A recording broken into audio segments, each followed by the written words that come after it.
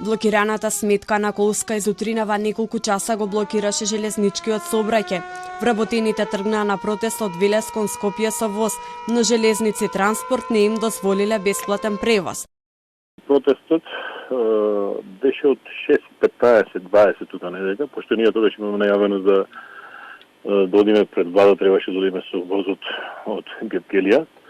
Ама не ни беше дозволено, мислам, не излеговме натре, него возот не тргна, ради тоа што ние пари за карти немаме моментално, ради тоа што на синдикалната сметка немаме пари, дека сметката на фирмата е блокирана 9 месеца. Не може да ни префрлат пари и така да не сме усостоје да платиме. Синдикатот на Колска во петокот имал средба со Министерството за транспорт, но конкретно решение за долгорочната криза во предпријатието не добиле. Од утре продолжуваат со протестот. Ке блокираме сообраќајот додека некој не прими. Значи друга опција не ни останува. Заради тоа што сега моментално и како образложен, значи ние сме подолго време блокирани со сметката.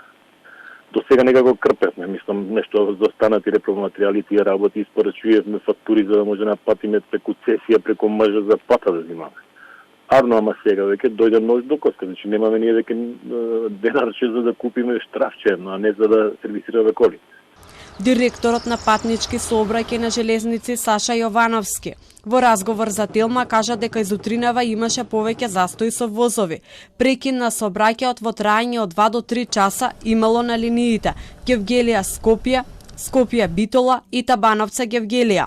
Причината за тоа било тоа што 70 вработени од фабриката за шински возила насилно и без билети влегле во возот број 630 на железничката станица во Велес со цел бесплатно да патуваат до Скопје.